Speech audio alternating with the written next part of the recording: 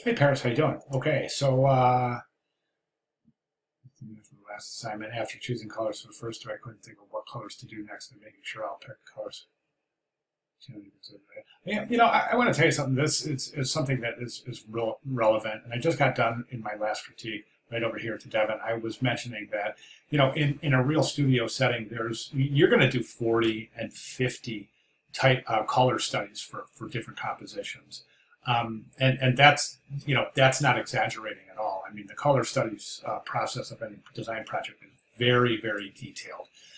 You quite often have teams of people analyzing different colors, taking a look and giving their observations and their recommendations for advancement in your color usage. That said, I think that you really have to get used to really applying different colors and just keep those ideas coming. Now you've got your color rules to work with, which is great because God knows we can't just sit there and pick colors randomly and assign them to different portions of the composition. We've got a lot of color harmonies, a lot of color rules to work within. It really helps the design process. Okay, let's go ahead and jump over to your compositions. I think these are good color studies. I think the one really neat thing here is that we are finding things in the color studies that we didn't see in the monochromatic or the achromatic color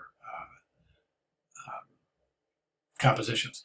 Okay, so the one thing I do want to mention is this, and I've said this to a couple of different students, but it's really super important when you're doing your color studies that everything remains the same. Nothing in the composition changes except the color.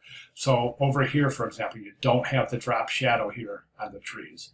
The reflection is at the top of the sphere, whereas here it's at the bottom of the sphere.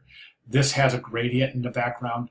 These two don't. Do you see what I'm saying? So there's a lot of different meanings being created here. We don't want that. We want to maintain consistency. So the only thing that's changing is color.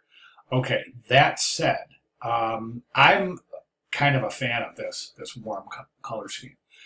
I think that you can add more warm colors here. For example, I think that a really dark red for the triangles will increase the contrast and draw. Let's look at this contrast right here. It's gorgeous.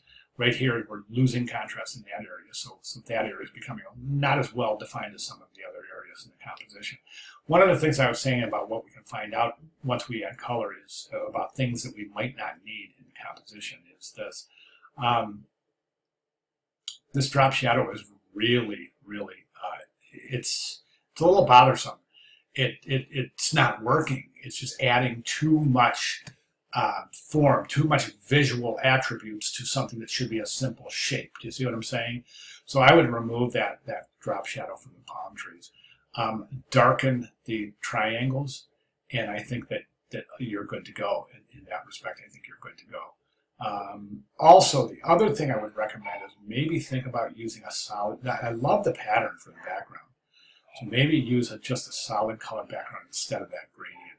So, and I think the most important thing here is to understand that your color studies have got to remain consistent. These backgrounds have got to be identical in your color studies, and I hope that makes sense. If not, let me know. I'll see if I can clarify that. But anyways, those are my comments. But that's not to say you can move forward in any direction you find to be the most effective. I think they all have really good attributes to them. I'm liking the complementary as well. Boy, that's beautiful. That is really gorgeous. Again, we see that drop shadow. It's just not needed.